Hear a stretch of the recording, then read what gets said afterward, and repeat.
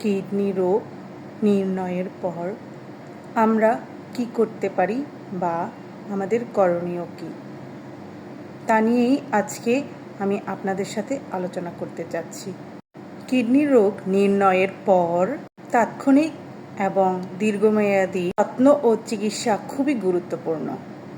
যেহেতু এটা কিডনি রোগ হয়েছে বা নির্ণয় হয়েছে, তাই প্রথম থেকেই ডক্টরের নিয়মকানুন মেনে চলতেই হবে।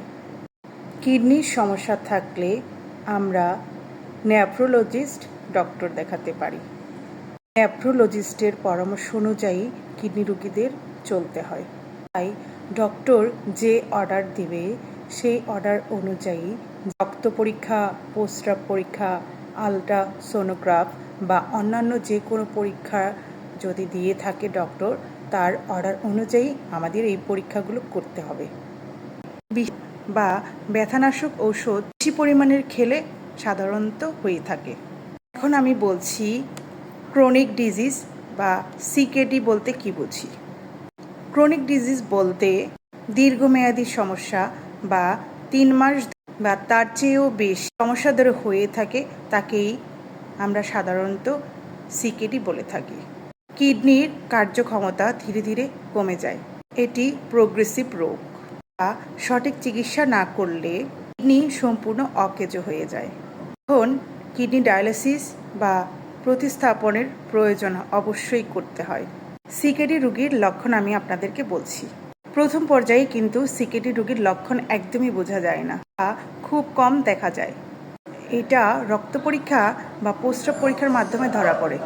সিকেডি রোগ রক্ত পরীক্ষা বা প্রস্রাব পরীক্ষার মাধ্যমে সাধারণত ধরা পড়ে।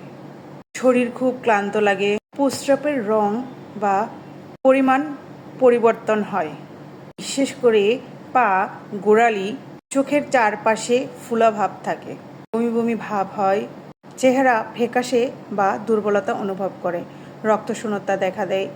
সিকেডি রোগের কারণ। সিকেডি রোগীর প্রধান কারণ হলো প্রেশার বা ডায়াবেটিস কন্ট্রোলে না থাকলে, দীর্ঘদিন ধরে ব্যথার ওষুধ ব্যবহার করলে। সিকেডি নিয়ন্ত্রণ। ডায়াবেটিস বা উচ্চ রক্তচাপ নিয়ন্ত্রণে রাখতে হবে।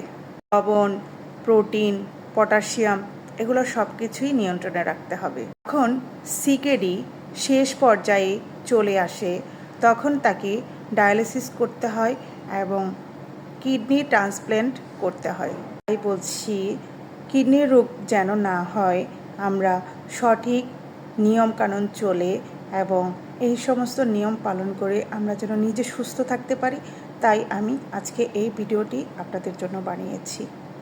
যদি সামান্যতম উপকার হয় অবশ্যই একটা লাইক দেবেন, যদি পারেন একটা কমেন্টও করে যাবেন, আর যদি বেশি ভালো লাগে তাহলে অবশ্যই শেয়ার করবেন। আপনাদের অসংখ্য ধন্যবাদ।